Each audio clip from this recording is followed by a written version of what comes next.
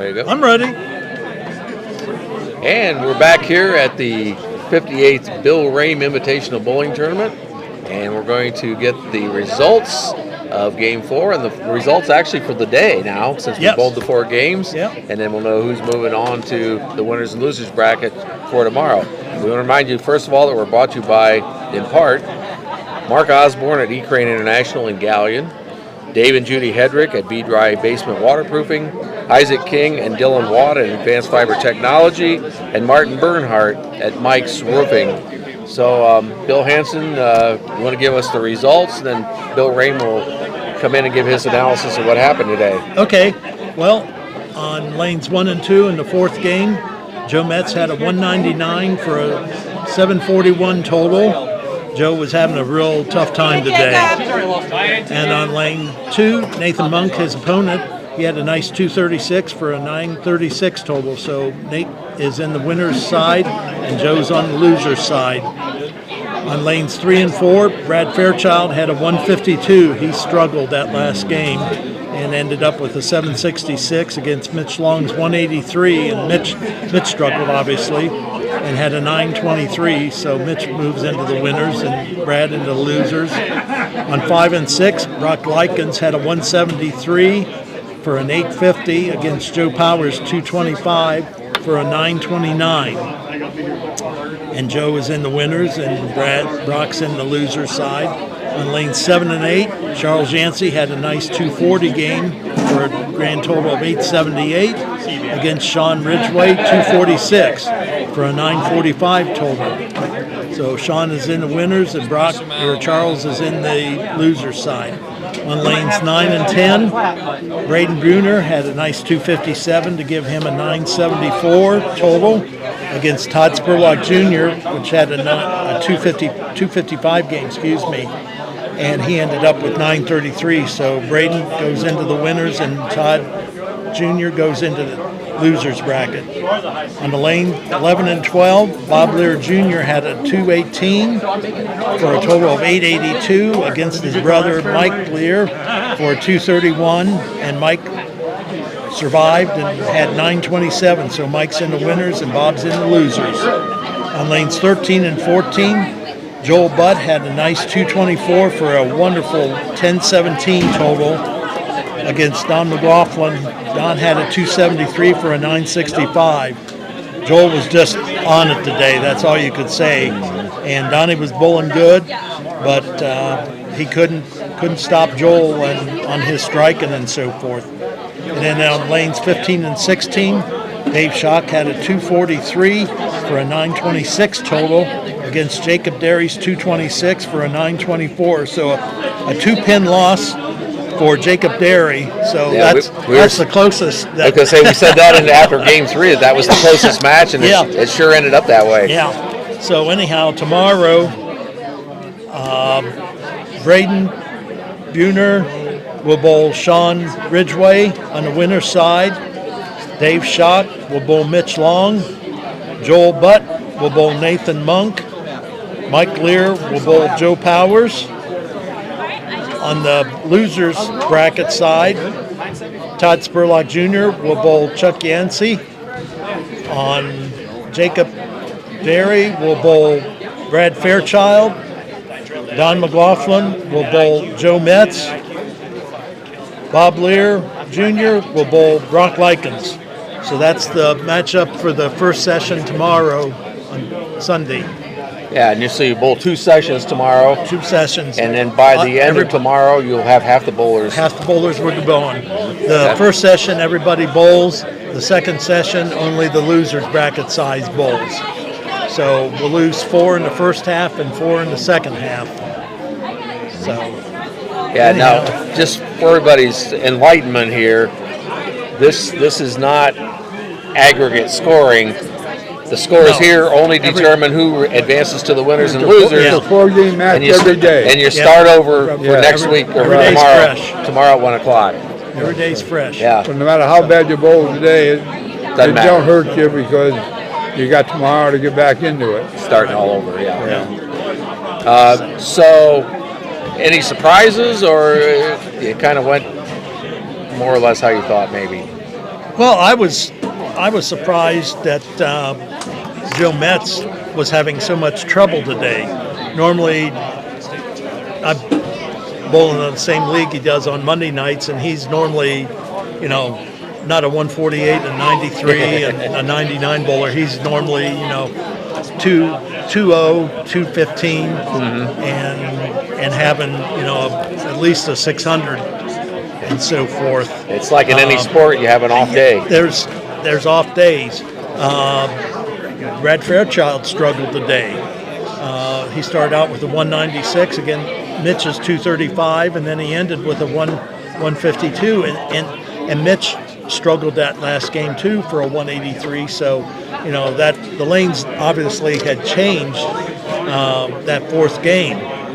And then Brock Likens, he started out really good and then struggled that last game. He just wasn't getting the carry, he told me.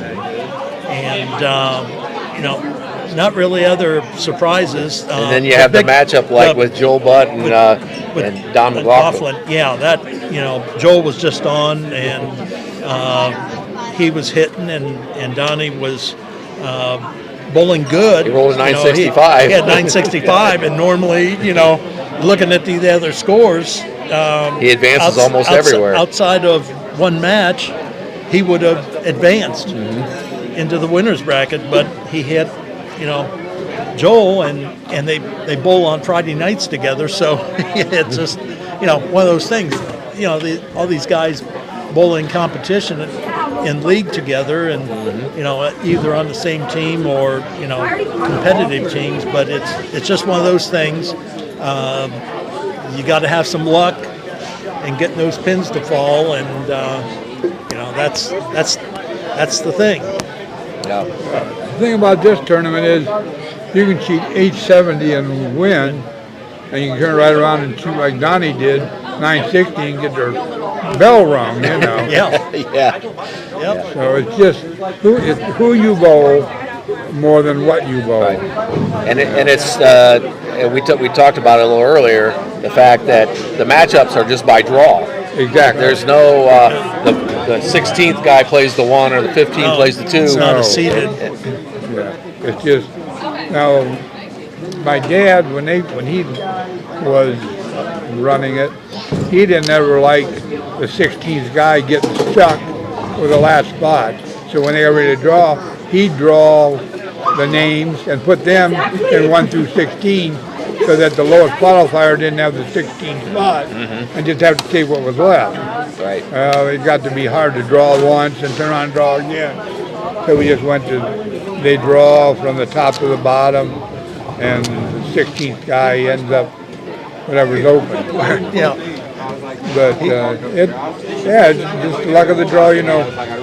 We've had a lot of times when brothers bowled, Mitch and Ty, Dean and Steve, the leaders today. I was going to say Bob and Mike today.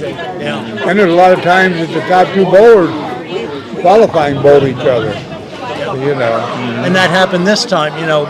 When we were drawing names there in January, Mike was, the returning champion, so he drew first, and Bob was second. And, we talked last year about, you guys going to bowl each other, going to draw the numbers and so forth. Well, it didn't happen last year. It happened this year. So, it just, when Mike drew 14 and Bob drew the 13 number, he said, it's come true, that I'm bowling my brother. And he said some other words, but, can't put them. Not on air, right? Not on air. We have 11 guys with a 16 shooting 900 today. Yeah. I mean, that's pretty good shooting. That's a 225 average. Now, the record was 225.43 for the whole field for the whole tournament. Wow. And that's bowling. That's tough. That's a lot of bowling. But as you go into the tournament deeper, I don't want to say get rid of, but you eliminate the guys that are shooting the 800 and the 750. Right. When you get down to the end, most of them guys are the guys in bowling go all the way through and keep advancing. So the back end seems to always be a little higher going on the front end. And I'm not sure we've set a record for opening day, I don't know if we've ever had 900 shots on opening day. Yeah. You'll have to go back and check that. That's one record you don't know, Bill. You know most of them, right? Yeah. He's the walking encyclopedia. Yeah, he's got the stats. I do the rest of the paperwork. It's a fun tournament to watch, and you got a favorite. You come out and watch him. You can walk. Sometimes the telescores are hard to read, but you can walk along there and kind of figure out who's winning and who's losing.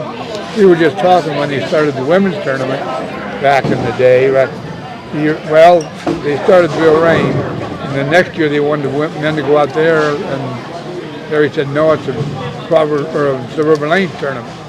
So Charlie started the women.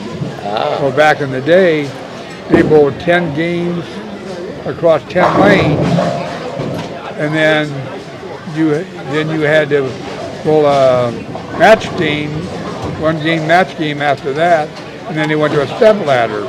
But you couldn't follow who was ahead and who was behind, because the scoreboard was put on the other side of the bowling alley. So if you wanted to see how somebody was doing, I was a real good friend with Sharon Tuttle's dad. For about 3 or 4 years I watched her. Every time I wanted to see where she was at, you had to run over and look at the board on the other side of the bowling alley. And it was just terrible to try and follow. When you get on the step ladder, it wasn't so bad, because you had 3 people there and they just bowled. But when you tried to follow that at the beginning, it was terrible to watch. Sure. And they finally went over to the men's format now. Okay. Wow. Now that, just for everybody's information, the ladies' invitational comes up the week after the Rahm finals. Yes. Right. Ours is the 24th. March 2nd is the women's. Yeah, March 2nd starts the women. Okay. All right. And then they'll run the same. They bowl during the week, but they'll run 3 weekends just like we do. Sure. They bowl during the week, and we went to only weekend bowling. Weekend only, yeah. Okay. I know a lot of the guys complain trying to bowl the weekend because they had to rush to get here after work. And Right. the bowling alley didn't like it back then because they were finishing up at 6:15, and all the guys were standing back there waiting to warm up and start league. And so when they reopened back up after the 2007, they went to just weekend. Okay. Everybody liked it, so we just stayed that way. With it, yeah. Okay. Well, good start for the tournament. Yep. Very good. It's going to be, if it keeps it up tomorrow, it's going to be pretty exciting bowling, and some good bowlers are going to get eliminated. Yep. That's true. Yeah. And like I said, after getting everything back to 3 o'clock, it went really well. Yeah. It really did. And again, I want to thank the radio and everybody that changed their schedules so we could start at 3 o'clock, because, it made it better for everybody. Bowlers could do what they needed to do. And Sure. Yeah. Well, and the people, the bowlers that had gone to Howard's viewing and funeral and so forth, they appreciated that. And, it was a couple interesting days for Bill and I to try to get everything straightened around along with Sean Ridgway and, get all this taken care of. And, so we appreciate everybody that, took their time to make accommodations for us. And we mentioned it in the opening segment when Bill gave the scores, but for those that might not have known, Howard Steinman's funeral service was today. He was a co-founder of Suburban Lanes. Yes, and it's strange being here today and not having Howard, because he's always been here, and just a good guy. Yeah. For anybody listening, we are back on our regular schedule starting tomorrow. Yeah, so back to 1 o'clock start. We'll build at 1 o'clock and 3 o'clock tomorrow. Yeah. So folks, come out. So from now on, we're going to be on the schedule that the program says. Grab yourself a program when you come out. It's got the brackets in there. It's got the bios of the bowlers. It's got the list of all the previous champions. So if you're a bowling fan, this is a place to be. And you get in and out of here before the Super Bowl. You still go home and have your Super Bowl party. Yeah. So we encourage you. So we hope people come out tomorrow. And like I say, it was a fun day, and it'll be a fun day tomorrow. Yeah. The bad thing is they're going to eliminate 8 bowlers tomorrow. Yeah, that's good to say. It's bittersweet because it happened so quickly. Yeah. But Well, I bowled in 16 of them, and probably 10 of them I've only bowled 8 games. I And I told my dad I used to hate that because you'd bowl all them weeks to qualify, and bam, you're out. You're gone. Yeah. Yeah. But 8 of them will be gone by tomorrow night. Yep. Yeah. But you got to thin the field to get to the Well, final. you do. so You do. That's how it's. Somebody has to win and That's the somebody has nature to of the lose. game, you know. Yep. Absolutely. Yep. Yeah. And like I said, no matter how good you bowl tomorrow, you can turn around and not get lined up.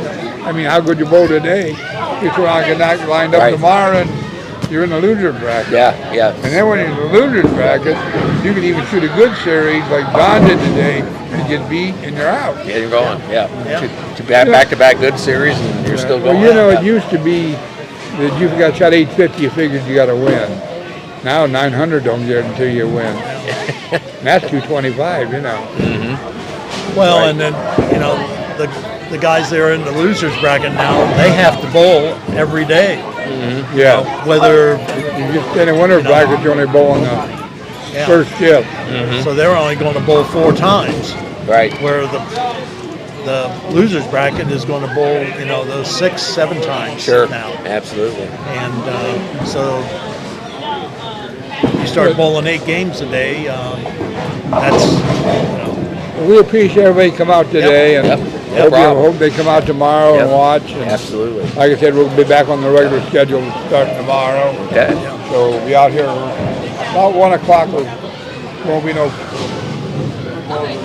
pre-game. Right. Where we have the parade. I mean, they'll warm up about 10 till hopefully, and I'm coming. we'll start bowling at 1 o'clock. Underway. Yeah. Okay. Good deal. We want to remind everyone that we're brought to you in part by Jason and Justin McMullen at Crossroad Candles and Cooper's Mill, Jose Mata at Pepe's Grill, Marion Road, Kingston Residence, Marion, and Dwayne Watts at the Watts House of Insurance.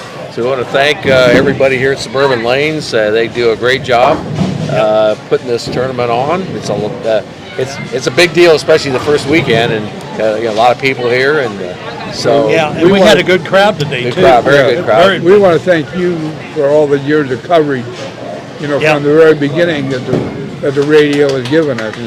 And we really appreciate it. We enjoy Because doing it it. gives people that can't make it or got other things going on Sure.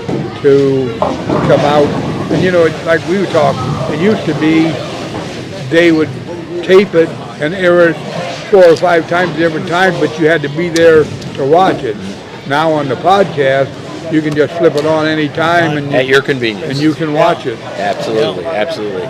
So we appreciate the help of Bill Hansen, Bill Rahm Jr., and the folks here at Suburban Lanes. John Kreider, who gets us on. He's our engineer. And He's an important one. Wasn't for him, we wouldn't be on here. That's True. exactly right. Yep. So we will be back to do podcasts for the final On the in 24th. 2 weeks. Yes. On the 24th. So we'll at look 1 forward to o'clock. that. And Bill will give you the scores so Yep. you can put Yes. them in the morning on the exactly. on the radio. The scores for the weekend will be on Crawford County Now by Monday morning. Yeah, he just gives them to me Sunday afternoon. So by Monday morning, we'll have the results from this first weekend, and then Or we'll go go to from there. Crawford County Now if you want to. Crawford County if you want Now. to check the weekend if you don't make it out. There you go. Yeah. Yes. Yeah. And if you want to watch the podcast. And then we'll do the finals on the 24th at 1 o'clock. Everything will be 1 o'clock from now on. Right. Okay. Sounds good. Well, thank thanks a lot, you. guys. Thank you. And that'll be it Appreciate here it. from Suburban Lanes today, the 58th Bill Rahm Invitational Tournament. And we'll see you in 2 weeks. Okay. Yep.